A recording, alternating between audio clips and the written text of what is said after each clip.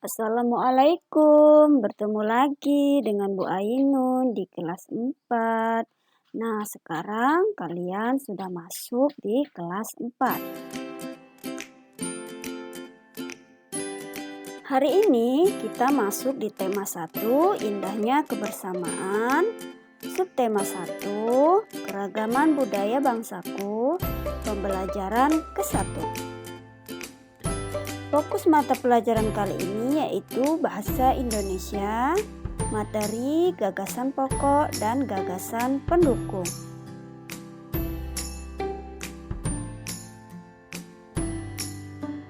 Gagasan pokok dan gagasan pendukung. Apa sih itu gagasan pokok dan gagasan pendukung? Mau tahu? Ayo kita pelajari lebih lanjut lagi.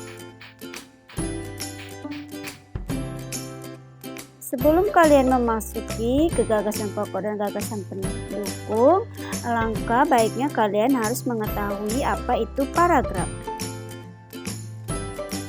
Paragraf adalah kumpulan dari beberapa kalimat dari satu teks bacaan. Setiap paragraf biasanya ditandai dengan adanya bagian yang menjorok ke dalam. Nah, ini contoh satu paragraf. Paragraf, setiap bacaan biasanya terdiri atas beberapa paragraf. Setiap paragraf memiliki gagasan pokok yang diperkuat oleh gagasan pendukung. Apa itu gagasan pokok dan gagasan pendukung? Gagasan pokok dan gagasan pendukung. Gagasan pokok adalah ide utama yang dibahas dalam suatu bacaan. Bisa berupa kalimat inti atau pokok paragraf. Gagasan pendukung adalah uraian atau tambahan informasi untuk gagasan pokok.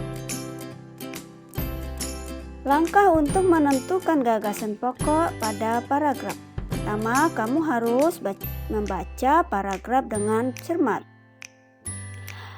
Selanjutnya, cermati kalimat pertama hingga terakhir pada setiap paragraf. Temukan kalimat utama dan kalimat penjelas dalam suatu paragraf.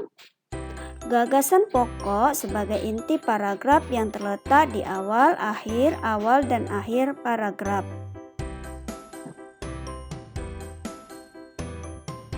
Contoh, pawai budaya sangat menarik bagi warga Kampung Babakan. Pawai ini selalu menampilkan keragaman budaya Indonesia. Udin dan teman-teman tidak pernah bosan menanti rombongan pawai lewat.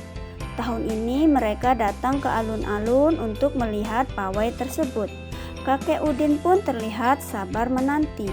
Terdengar suara gendang yang menandakan rombongan pawai semakin dekat. Kalimat utama pada paragraf di samping adalah pawai budaya sangat menarik bagi warga Kampung Babakan, yaitu pada kalimat utama. Nah, kalimat penjelas itu sisanya dari kalimat utama, yaitu pawai ini selalu menampilkan keragaman budaya Indonesia. Udin dan teman-teman tidak pernah bosan menanti rombongan pawai lewat. Tahun ini mereka datang ke alun-alun untuk melihat pawai tersebut. Kakek Udin pun terlihat sabar menanti. Terdengar suara gendang yang menandakan rombongan pawai semakin dekat.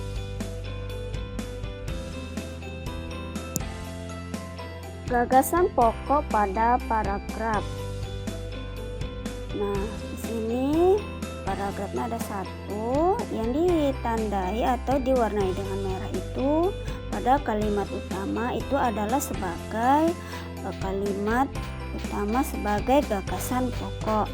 Nah, yang selain warna merah itu adalah gagasan pendukung, ya.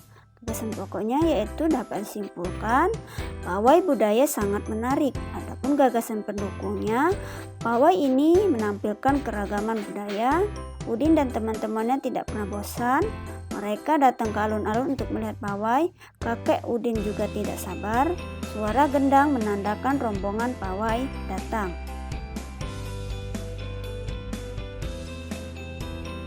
Nah, anak-anak, perlu kalian ingat tentang gagasan pokok dan gagasan pendukung. Biasa, kalimat utama paling sering terletak di awal paragraf. Jika kalimat utama terletak di akhir cerita, cirinya adalah kata jadi, oleh sebab itu, dan demikian. Gagasan pokok disebut juga gagasan utama, ide pokok, dan pokok pikiran. Nah, anak-anak hebat Ibu, semoga materi Ibu sampaikan ini bisa bermanfaat untuk kalian. Salam semangat, tetap semangat ya, oke?